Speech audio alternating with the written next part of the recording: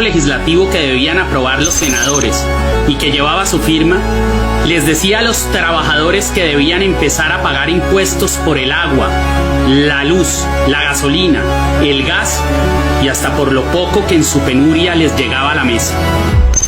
Este atracador de Prada y Rolex enchapado durante la presidencia de Uribe se hizo millonario con su cargo. Creó en Panamá, paraíso fiscal de narcos, corruptos y evasores, la empresa Configura S.A., que comisionaba por las transacciones que endeudaron a los municipios en cumplimiento de la ley de bonos de agua, llamados también bonos Carrasquilla, ley que él mismo redactó y gestionó. Ahora, en el gobierno de Duque, ese mismo ratero del erario pretendía que los pobres le pagaran de donde no tenían a los grandes comerciantes, a los hacendados, a los banqueros, la gasolina de sus Mercedes, el alimento de sus caballos pura sangre y el parqueadero de sus yates descomunales. Pero además, el proyecto no concretaba mecanismos de control para la evasión de los más ricos.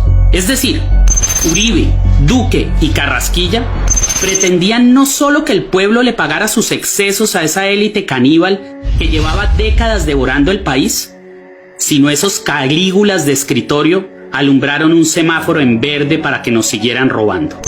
Es que los niños que mueren de desnutrición en La Guajira mueren por ausencia de agua potable.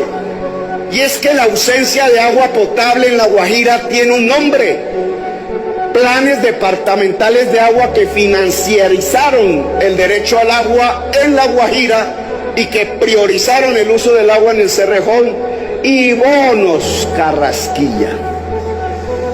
Entre los planes departamentales de agua y los bonos Carrasquilla, léase, entre el intento de una política pública de financiarizar el derecho al agua potable, de establecer un mecanismo de especulación financiera sobre el agua potable en virtud de títulos, el hueco lo pagan miles de niños que se han muerto por ausencia del agua potable y contribuyentes que hoy tendrán que pagar ese billón de pesos a partir de una reforma tributaria que adivinen quién es el que tiene que proponer: el ministro de Hacienda, que causó el problema.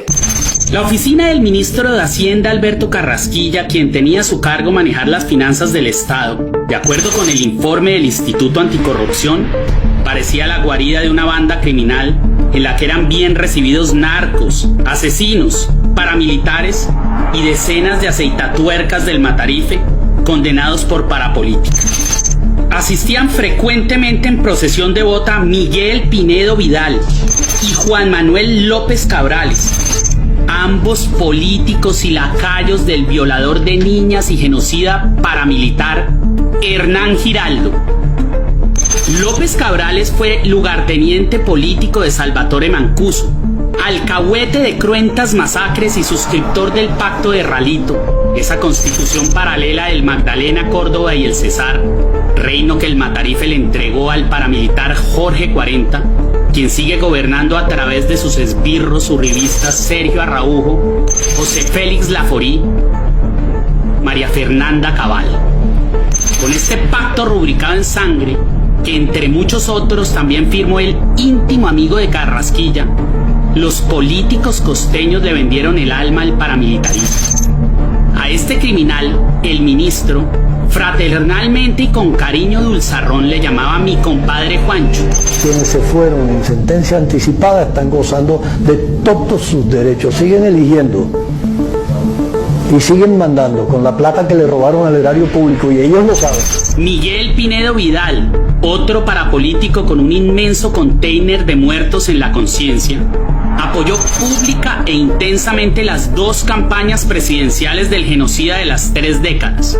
Además, tanto él como sus hijos y varios familiares han sido tenidos en cuenta para ejercer importantes cargos en los gobiernos del señor Masacre y de Iván Duque. La lista es cuantiosa.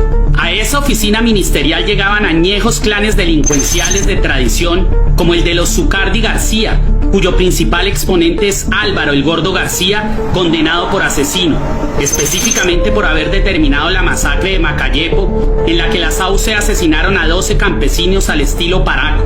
A machete por tajos en las extremidades y luego a la yugular y con garrotazos certeros hasta hacerles estallar el cráneo. Con el ministro se sentó el agente de inteligencia de Álvaro Uribe, Mario Aranguren, condenado por filtrar la información financiera de los magistrados que interceptó y perfiló el DAS de forma ilegal.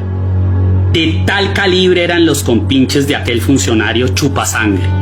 Este oscuro personaje, el mayordomo del señor Masacre y directamente relacionado con lo más selecto de Lampa de corbata y de motosierra, es quien amarró con injusticias la ley que puso a pasar hambre a millones de pensionados, el que le vendió la banca estatal al sector privado, quitándole un pulmón económico a los ciudadanos. Siguen actuando, legislando en favor de los grandes poderosos, como si no hubiera nadie en la calle, como si nadie estuviera haciendo reclamos. Tenemos un gobierno y un Congreso de la República desconectados, enajenados de la situación real, de lo que está pasando en las calles. El que se le entregó sin condiciones, cual masoquista sumiso a las multinacionales Drummond, Pacific Rubiales y Glencore, usando el país de colchón con la ley de estabilidad jurídica.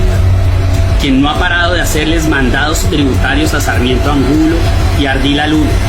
Aquel que se ufanó de que su nombre apareciera en los Panama Papers y el mismo que sin asomo de vergüenza dijo que los millones que tenía encaletados por fuera eran para meterlos luego al país y no para sacarlos de él. Ese mismo, el que escupe siempre una sonrisa cínica cuando le hablan de humanismo, es Alberto Carrasquilla Barrera, el ministro de Hacienda Pública e Impuestos que llenó de razones a la juventud para manifestarse aquel 28 de abril de 2021, fecha en que el gigante se levantó con rabia.